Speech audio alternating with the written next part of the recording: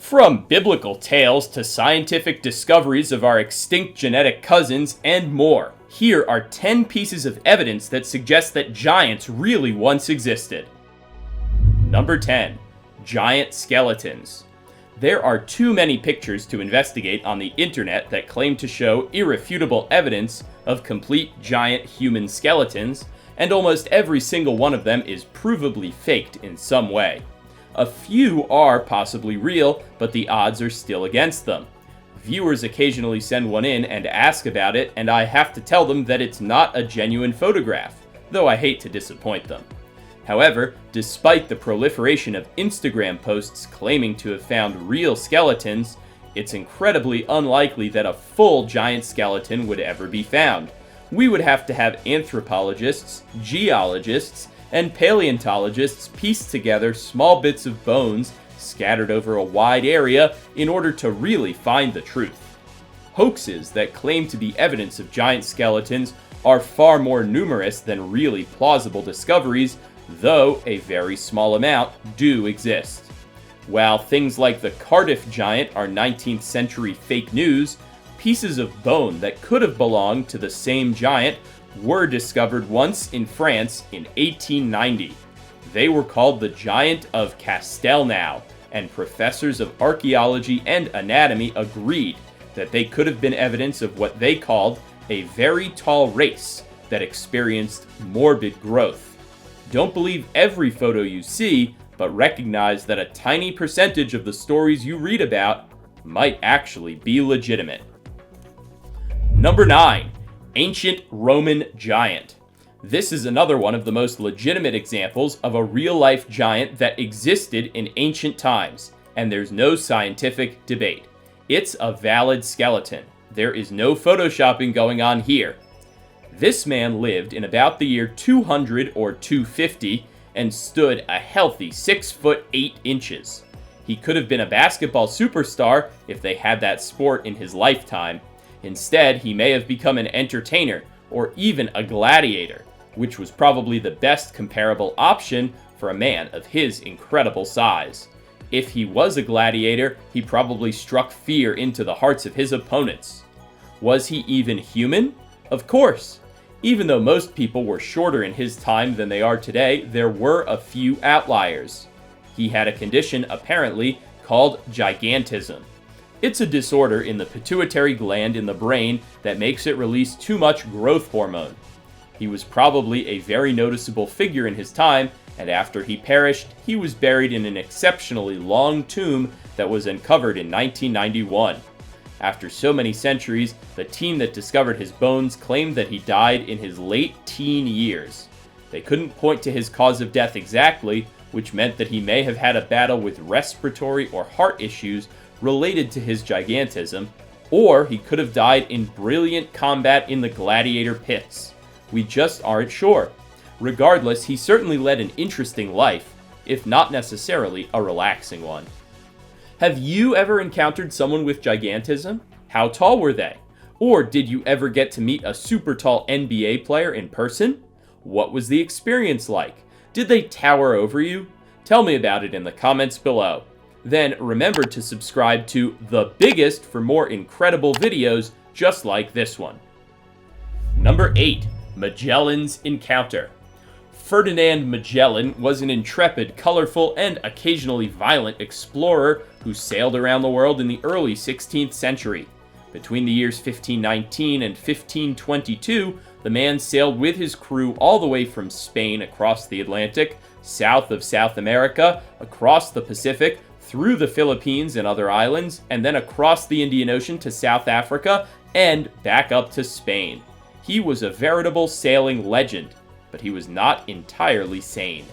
Of course, many people from his expedition kept diaries as they traveled through the exciting new lands that few Europeans had ever seen, and some of the things they described were fantastic, and even unbelievable. One of those things that still leaves people scratching their heads today? A description of an encounter with giants twice the size of normal men. In the southern cone of South America, he claimed that giants danced and hooted on the shore, and he had one of the men in his crew go to them and offer them tokens of friendship. Who were those people in reality? They were called the Tehuelche, and the modern-day descendants of those folks do not currently stand abnormally high. Did these indigenous people really look so enormous? Magellan's diary insists that they did, and he even tried to kidnap 2 of them to take them back to Spain. Somehow, sadly, he lost these captives during his long journey, though he doesn't go into detail as to how. Later explorers claimed that the Tehuelche were only a bit taller than normal Europeans at the time, which might make sense, as many Europeans were poorly nourished and suffered from childhood diseases that affected their growth. Healthy, active men with lots of food to eat may well have grown over 6 or even 6.5 feet tall, but the Europeans were not that. However, it's possible that after exposure to European diseases, the Tehuelche began losing some of their incredible growth potential. More archaeological studies must be done in the area to look for evidence of Magellan's fanciful claims. Number 7. Fortifications in GATH. GATH, or GATH, was an ancient Philistine city located on land that is today part of modern-day Israel, but over 3,000 years ago, it was the site of a mighty city-state. Of course, we all know what happened in the Bible at about that time between the Israelites and the Philistines, the battle between David and Goliath. What is fascinating is that recently scientists have uncovered evidence that supports the idea that this story really happened, or that there may have been a real race of giant people living in this part of the world all those years ago. During the Iron Age, apparently some significant fortifications were built near the city that baffled archaeologists with their size. They were made of impressive, solid brick, and scientists used advanced techniques to place them at about the same age as that notable biblical story. However, scientists have not yet found the skeleton of Goliath, if one exists. They currently believe that these massive walls, built with huge building blocks, may have been built by large teams of slaves or low-level laborers, but there remains a lot to be investigated going forward. After all, who would need such oversized walls? And who would find a reason to use such massive bricks, but equally large humans? Number 6. A Chinese footprint. In Guizhou, which is in the remote part of China deep in the southwest of the country, a footprint that measures 22 inches in length and 8 inches in width was uncovered recently. It sunk deep into the hardened mud, which would make sense, as the person or animal who made it would have been as much as 20 feet tall and probably weighed over a ton. This is not commonly publicized except on fringe websites that claim that the picture represents documentation of real evidence of giants from millions of years ago. However, most mainstream scientific publications refuse to entertain the idea that these are legitimate. But one answer that hasn't been commonly discussed is that maybe these rocks aren't from Earth at all.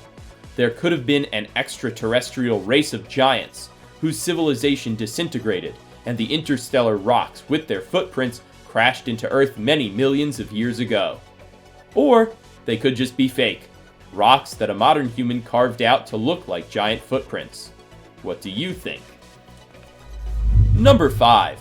Giants in Africa. Marco Polo, the adventurer from hundreds of years ago who traveled from Europe to China and back, also had a lesser-known adventure in Africa, where he found, according to his diary, real-life giants who were so strong that they could carry as much as 4 normal men. And it's not just him. Even though it's easy to discount old writings as fanciful nonsense, a more recent explorer, Glenn Kittler, went to Africa in the 1950s and said that he encountered men standing 7 or 8 feet tall with regularity. That's not something to take lightly, even if it never got serious attention from mainstream science. What were these men talking about, and why did they not receive more attention? It's entirely possible that isolated pockets of exceptionally tall humans did survive in remote corners of sub-Saharan Africa well into modern times. They probably would not have wanted much attention from the outside world, and it's possible that they were subjugated and assimilated into other tribes over the years. But we know for a fact that parts of Africa are populated by groups of people known as pygmies, people with exceptionally short average height. They have been discriminated against by cruel laws and campaigns, and even attacked or murdered in countless disturbing and violent conflicts over the years. Who's to say that their extra tall counterparts didn't experience the same thing in decades and centuries past? Number 4. New Zealand Giants. New Zealand is one of the most remote pieces of land on planet Earth. It's no surprise, then, that many people believe that it may have held the last giant hominid species after they had gone extinct on other continents. That's why, in 1934, it was no surprise that a New Zealand newspaper publicized the discovery of human bones in a remote cave that belonged to a 7-foot-tall individual. The news article was brief, but it described red-haired individuals whose bones lingered in a cave in the far north of the country. They were not likely ancestors of Maori people, but something else entirely. Could they have been an ancient tribe of extra-tall humans? Again, with enough territory and a healthy source of food, there's no telling what kind of people this land could have supported.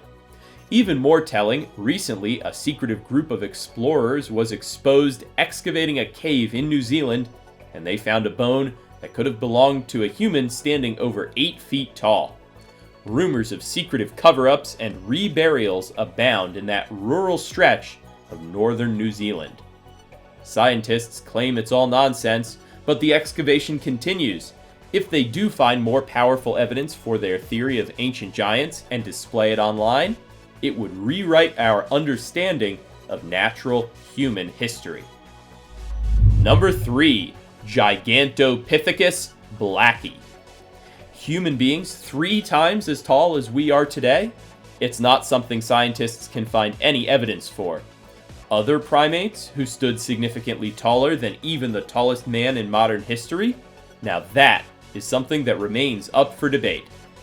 A species of extinct primates called Gigantopithecus blacki may have been just that. Of course, our largest modern-day cousins are the lowland gorillas, which generally stand up to about the same height as the average human, though they spend most of their time walking on all fours. But the name Gigantopithecus says it all.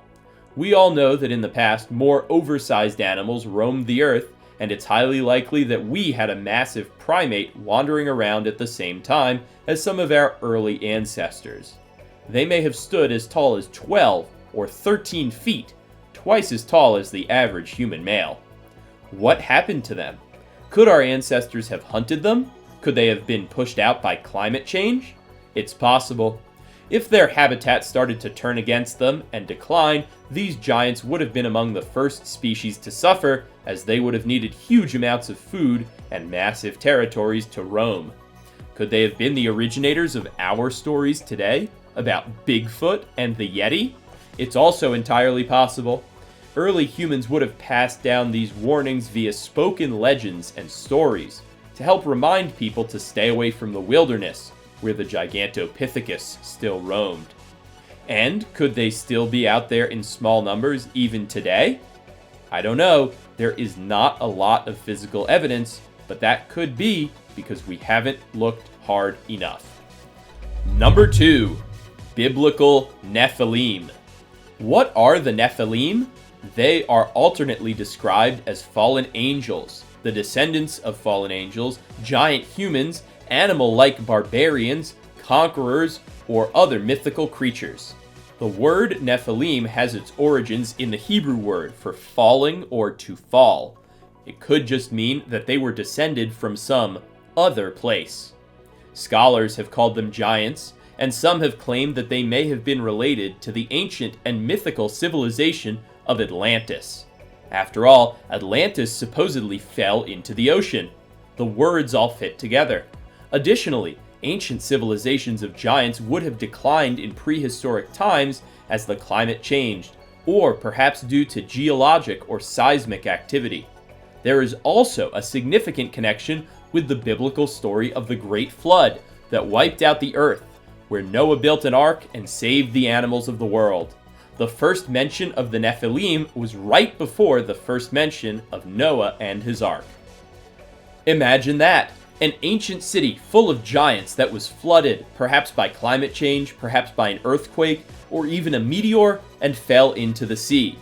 Its inhabitants were giants, people who our ancestors thought of as conquerors, or even divine creatures. If archaeologists could find remnants of bones and buildings in the bedrock under the Mediterranean Sea, they might just find the answers to these interconnected stories that look suspiciously like they add up to a tale of real-life giants. Number 1.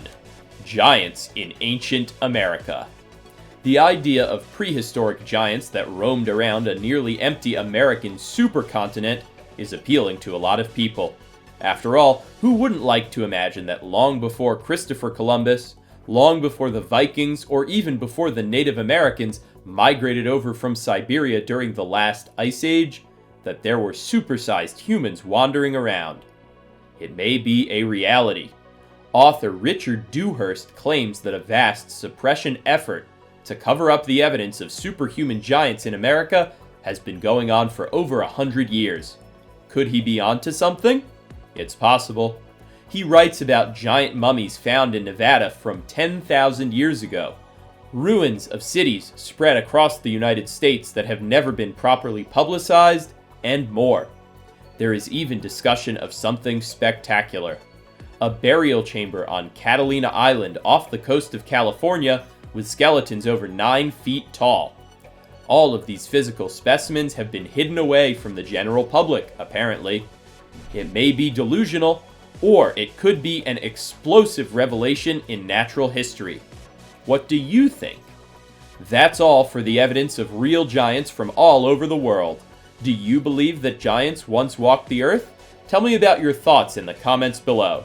Be sure to subscribe for more amazing content and give a thumbs up if you like this video. See you next time.